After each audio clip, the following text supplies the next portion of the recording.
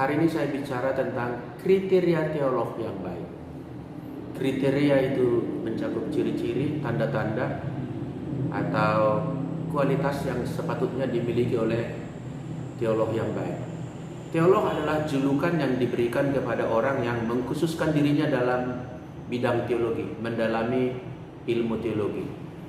Pernah saya utarakan bahwa sebenarnya setiap orang itu adalah insan yang berteologi, makhluk atau manusia yang berteologi. Sehingga dapat dikatakan setiap orang adalah teolog. Kenapa? Karena meskipun orang tidak mendalami teologi itu secara khusus gitu ya, tidak mendalami bidang itu, tapi setiap orang sebetulnya bisa berkata Tuhan itu baik. Ketika orang itu berkata Tuhan itu baik, atau dalam bahasa Tapanuli, basado Tuhani, itu dia sudah berteologi. Kesimpulan teologi dia berkata Tuhan itu baik. Itu sudah menyangkut pengalaman, sudah menyangkut pengetahuan yang dimilikinya, sehingga dia berkata Tuhan itu baik. Bahkan seorang ateis pun berteologi juga. Mereka punya teologi antara lain berbunyi tidak ada Allah. Itulah teologi mereka. Untuk sampai kepada jawaban tidak ada Allah, mereka sudah melalui tahapan pemikiran, sudah mengupasnya, sudah mempertimbangkannya, sudah menafsirkan ini dan itu, lalu kesimpulan teologinya adalah tidak ada Allah. Sehingga ateis pun adalah seorang insan yang berteologi. Hanya berbeda ungkapan, berbeda pengakuan, berbeda kesimpulan dengan kita. Untuk menjadi teolog yang baik, mutlak harus memenuhi sejumlah kriteria. Menurut saya kriteria pertama dimulai dari orang itu telah lahir baru. Kelahiran baru adalah pekerjaan Roh Kudus di dalam diri seseorang, intervensi Roh Allah secara personal, internal, sehingga menjadikan orang itu ciptaan yang baru, dijadikan serupa lagi menurut gambar rupa Allah. Lahir baru artinya itu adalah kelahiran spiritual. Dahulu kita lahir kelahiran jasmani dari ibunda kita masing-masing. Nah, lahir baru adalah hasil intervensi ilahi, yaitu Roh Kudus menjumpai kita pada konteks tertentu dan kita menyambutnya, kita menerimanya. Sehingga seorang lahir baru disebut adalah seorang menerima anugerah Allah. Anugerah Allah yang menyelamatkan di dalam siapa? Di dalam anak Allah, Sang Logos, Sang Firman Allah yang menjadi manusia dalam suatu misi. Itulah missio Dei-nya, misinya Allah, yaitu untuk menyelamatkan, menggantikan orang-orang yang berdosa itu. Yohanes 1 ayat 12 sampai 13 berbunyi, tetapi semua orang yang menerimanya diberinya kuasa menjadi anak-anak Allah, sons of God, yaitu mereka yang percaya dalam namanya. Sehingga orang itu menurut 13 adalah orang-orang yang diperanakan bukan dari darah dan daging, bukan pula secara jasmani oleh keinginan seorang laki-laki terhadap pasangannya tentunya, hubungan biologis, melainkan dari Allah.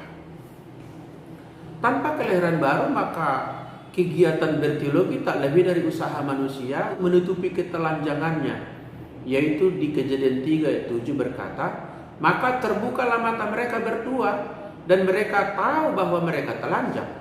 Lalu mereka menyemat daun pohon ara dan membuat cawan.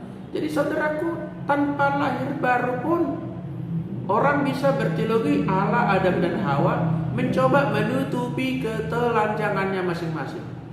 Teolog yang demikian tidak baru bisa menelurkan ungkapan-ungkapan teologi yang bersumber pada pemikiran-pemikirannya dan cara-caranya. Ingat, ini caranya Adam dan Hawa yang ternyata tidak dikehendaki oleh Allah, tidak berjumpa dengan kehendak Allah, tidak memenuhi kriteria Allah.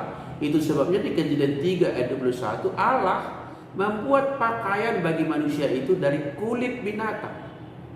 Bahannya diganti, gagasannya datang dari Allah. Allah yang membuat, Allah yang mengukurkannya, Allah yang membuat pola pakaian itu dan mengenakannya kepada perempuan dan laki-laki itu. Saudaraku yang dikasihi oleh Tuhan, jadi teologi harus merupakan kegiatan sesudah kita mengalami anugerah dari Allah itu sendiri. Memang orang dapat berteologi tanpa lahir baru, Namun teologi mereka itu tak lebih daripada ungkapan intelektual yang tidak dimengerti, tidak menjawab, tidak mengubahkan manusia. Lukas 8, saya kutip bagi kita ayat 10, Yesus di sana berkata, "Kepadamu diberi karunia untuk mengetahui rahasia kerajaan Allah." Seorang teolog Dieter Becker berkata, menerangkan tentang Allah hanya mungkin bagi seorang yang sebelumnya sudah berbicara dengannya.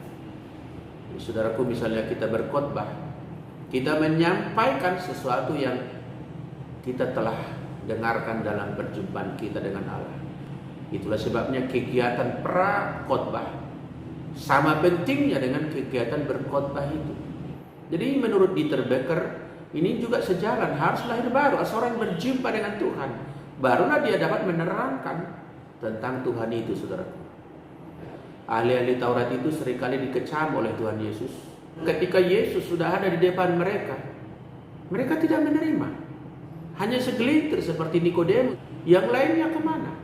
Bahkan ketika di Yerusalem, mereka sama-sama berteriak itu, berkoalisi dengan pemerintahan kerajaan Herodes, dan juga mendapatkan kebebasan dari Romawi karena Pontius Pilatus mencuci tangan, artinya dia tidak mau dipersalahkan dan tidak terlibat. Akhirnya teriakan menggema, salibkan dia. Lihat ini, hasil teologi orang yang tidak lahir baru seperti itu berbunyi, salibkan dia. Apakah orang tadi tidak berteologi? Berteologi. Tapi kesimpulan teologinya lah, orang ini bukan Mesias. Orang ini ancaman. Orang ini bukanlah juru selamat. Orang ini harus dibinasakan. Saudaraku, tanpa lahir baru bisa begitu melenceng kita, luncas, tergelincir kepada konsep-konsep manusiawi kita. Berbahaya sekali kalau kita mengkaji kebenaran dari sudut pandang selera manusia. Saudaraku, kriteria kedua menurut saya menjadi teolog yang baik harus dependensinya ada, tetapi juga interdependen. Dependensi berbicara soal kemandirian, interdependensi adalah soal relasional dengan yang lain, keterkaitan. Berpikir dan menganalisa, seorang teolog tak boleh sendirian. Enggak boleh dia merasa telah bisa menguasai kebenaran itu sendiri. Dia memang mandiri berteologi, dia mampu merumuskan buah pikirannya berdasarkan hasil interpretasinya, tapi dia tidak boleh sendirian. Tidak baik teolog itu kalau seorang diri. Teolog yang penyendiri berada dalam zona berbahaya. Dia harus tersambung dengan yang lain. Kalau sampai ada rumusan teologi yang saudara percaya, hanya saudara yang percaya seperti itu. Di sepanjang sejarah gereja tidak pernah ada orang berpikir dan meyakini hal itu. Saya pikir itu sudah berada dalam zona merah. Jadi bukan hanya corona yang punya zona merah. Apa artinya, saudaraku? Teolog harus memandang keluar dirinya. Di luar sana ada banyak pemikiran. Tak boleh kita menjadi seperti katak di bawah tempurung. Seorang teolog harus memiliki sumber pemikiran dari luar, jangan hanya dari dirinya sendiri. Jangan alergi mengutip. Jangan alergi menerima pendapat orang lain. Jangan alergi menggali kebenaran pemikiran-pemikiran yang ada di dalam sejarah gereja. Termasuk tokoh-tokoh yang mungkin bukanlah aliran teologi kita. Kita harus terbiasa. Teolog yang sehat, teolog yang baik menurut saya adalah seorang yang open-minded, orang yang terbuka. Dia tidak boleh mandiri begitu rupa sehingga mengungkung dirinya, mengurung kebenaran hanya pada batok kepalanya sendiri. Maka seorang teolog haruslah interdependen, artinya ia punya kemandirian dalam berteologi, tidak juga mengekor terus, bisa juga ikut arus, bisa juga melawan arus. Namun ia pun harus di dalam kemandiriannya itu terkoneksi dengan pemikiran-pemikiran yang ada sekarang ataupun dalam sejarah gereja. Open-minded, terbuka. Yang berikut, saudaraku, seorang teolog yang baik haruslah seorang yang menyembah, seorang penyembah, seorang worshipper. Meskipun berteologi identik dengan berpikir akademis, namun seorang teolog haruslah seorang penyembah, bahkan penyembah Allah dalam roh dan kebenaran. Tak mungkin kita bisa mengenal Allah hanya dari kegiatan berpikir, tak mungkin. Sebab teologi juga dibangun harus ada pengalaman. Pengalaman dengan siapa? Pengalaman dengan Allah. Pengalaman dengan umat Allah.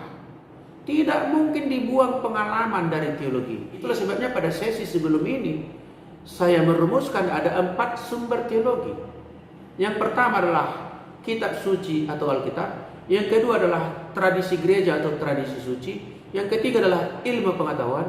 Yang keempat adalah pengalaman. Kita harus berpengalaman dengan Allah. Kita harus penyembah. Kita harus menghidupi yang kita ajarkan. Itu melibatkan totalitas hati dan jiwanya, bukan hanya rasionya. Menyentuh perasaan, keterlibatan seluruh dimensi hidupnya. Artinya ia terpaut kepada pribadi yang sedang digumulkannya ini, yang sedang dia coba mengenal ini, yaitu Allah. Seorang teolog Kristen yang baik harus benar-benar paham maksud perkataan Tuhan Yesus yang berbunyi, sebab di luar aku, kamu tidak bisa berbuat apa-apa. Saudara, seberapa layak kita andalkan rasio kita yang katakanlah dengan IQ 150, 160 atau mungkin jauh di bawah itu. Seberapa layak kita berlandaskan kepada daya inteligensia kita. Kita butuh Allah, saudaraku. Itulah sebabnya teolog yang baik adalah seorang penyembah. Seorang yang menyembah Allah. Saya tidak mau katakan bahwa menyembah itu harus berkumandang dengan nyanyian. Menyembah itu adalah totalitas hidup kita. Jangan jadikan teologi itu hanya ranah pemikiran. Teologi adalah hidup kita sendiri. Jadi boleh dikatakan, what is your theology? My theology is my life. Jadi teolog bukan seorang yang hanya bercerita tentang teori, tapi juga praktek. Jadi teologi bukanlah hasil semata-mata interpretasi kita, tetapi juga iluminasi Roh Kudus. Berarti kita adalah seorang menyembah di dalam roh, dan kebenaran itu artinya dalam kepenuhan Roh Allah tentu. Roh kita menyembah, tapi Roh Allah memenuhi kita. Itulah teolog yang baik, saudaraku, sehingga kemudian dia dapat diharapkan menghasilkan teologi yang dapat diandalkan. Penyingkapan Roh Allah terhadap kitab suci. Penyingkapan dilakukan Allah terhadap pengalaman hidup kita pun diinterpretasi. Pengalaman gereja pun diinterpretasi. Pengalaman bangsa berbangsa pun diinterpretasi. Pengalaman kita di wabah corona pun diinterpretasi. Dengan apa? Bantuan Roh Kudus. Kita akan digiring kepada suatu hasil teologi yang lebih dekat kepada maksud Allah. Pusat teologi adalah Allah. Maka teolog harus mencoba mendekati maksud Allah yang sejati. Kiranya jadi berkat bagi kita. Salam, saudaraku. Sampai jumpa pada sesi perbincangan yang akan datang. Tuhan berkati.